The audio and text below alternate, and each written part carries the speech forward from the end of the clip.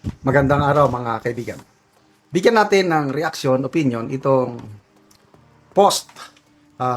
Sinasabi dito na si Senator Amy dapat ipagpatuloy ang investigasyon sa flood control scam at klaro niyang sinabi na accountability must be pursued regardless of personal ties or relatives, including her brother Ferdinand Bongbong Marcos Jr. Yan ang maganda. Kahit kapatid pa yan, malakas ang ebidensya, dapat makulong. Problema, takot sila na magpatuloy ang investigasyon ng Blue Ribbon Committee. Kaya kung ano-ano na lang ang ginagawa para mapigilan ang investigasyon. Noong nagbukas, di ba, nasimulan ito dahil sa SONA ng Pangulo. Mahiya naman kayo, sabi niya last year. Akala ko, tutuhanan na nahimasmasan ng Pangulo na gusto niya na talagang ayusin ang kanyang administrasyon para for the past 3 years, at least may maiwan siyang magandang legasiya. Akala ko tutuhanan na. Kaya nung nag-create siya ng Independent Commission on Infrastructure at inappoint niya si Mayor Magalong as one of the advisor and investigator, akala ko totoo na. Wala pang isa o 2 linggo nung nagtrabaho na si Mayor Magalong ng totohanan, wala na. Pinagbawalan na nila. Ano ba yan? Natakot ng mga mastermind. Kaya nung nag-resign si Mayor Magalong, wala na. Nawalan na ako ng tiwala sa ICI. Then sunod-sunod, nag-resign ang mga commissioners. Hanggang isa na lang na wala na. ICI is just a drama. Palabas. Pag-asa natin, Blue Ribbon Committee hearing. Nasimulan na. Ang ganda na ng buwelo. Panahon ni Senator Marcoleta. Matutumbok ng mastermind, biglang nagkudita sa Senado, pumasok Soto Lacson, wala na. Natakpan na.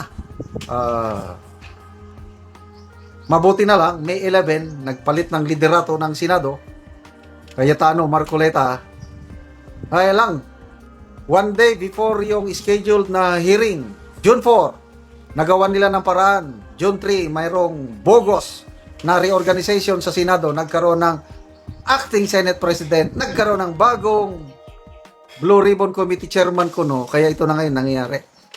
Mabuti na lang at dumusot pa rin yung June 4 na hearing. Kaya nagsimula ng kahit anong gawa nila napigilan, natulog. Excuse me ha. Ngayon, bukas, June 11, baka darating, ilalabas ang mga iba pang testigo kung ano-ano naman lang ginagawa nila. Threat kuno sa Senado, dagdagan ng puwersa sa Senado, i-lockdown ang Senado, wala. Takot sila. Kaya salamat at meron tayong yung grupo ng Brave 12 na lang ngayon. Kasi nag-traidor yung isa. Salamat sa commitment to investigate itong largest nakawan sa Sabi nga ni Senate President Alan Peter Cayetano, nagsalita siya sa Filipino-Chinese community. Ang ganda yung sinabi niya. Itong nakawan ngayon is the largest in our nation's history. Kung maganda ang ating magawa sa investigation, we might as well stop this rampant corruption in history. But, kung ibang mangyari, hindi may pagpatuloy ang investigation, magkaroon tayo ng largest cover-up in our nation's history. And I agree sa ating legitimate Senate President. They are trying to cover up. Yang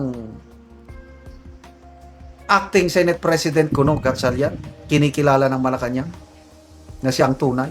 Kinikilala ng House of Representatives, kinikilala ng mga legal luminaries. I'm sorry, hindi ko yan kinikilala. Hindi ako abogado, but simply lang, ano ba ang highest law of the land? Di ba ang konstitusyon? Ang 1987 Constitution, nakalagay doon, a Senate President must be voted or selected by the majority of all members of the Senate. 24 ang senador, kaya ang majority 13. Hindi pwedeng 12 lang. Huwag nyo kaming lukuhin na yung Abilino Doctrine ninyo kuno, napakasimpleng intindihin. Nangyari yun 1949 pa, sa ilalim pa ng 1935 Constitution, na ang Constitution na yun walang nakalagay na numero kung paano nila botohan ang Senate President nila. Ganun lang yun, kasimple. Kaya huwag nyo kaming huwag yung ipilit yung rason nyo na legitimate yung kay Gatchalian, dahil to me, to most Filipinos, bogus yung Gatchalian Black na yan ang tunay na Senate President, si SP Cayetano, ang tunay na Blue Ribbon Committee kay Senator Pia Cayetano at Marcoleta, at sila ang mag-iimbestiga.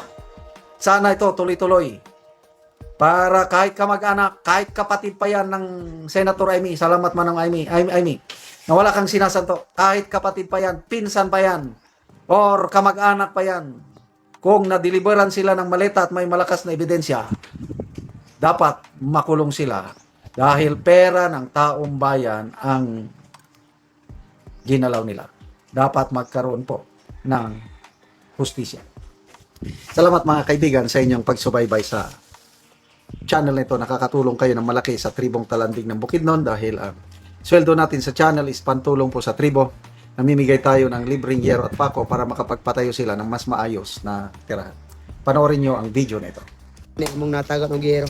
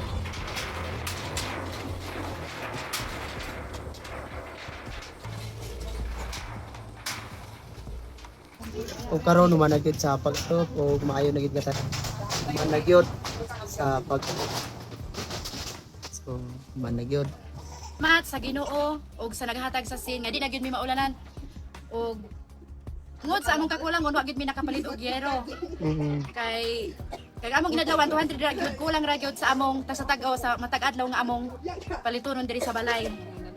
Salamat kaayo.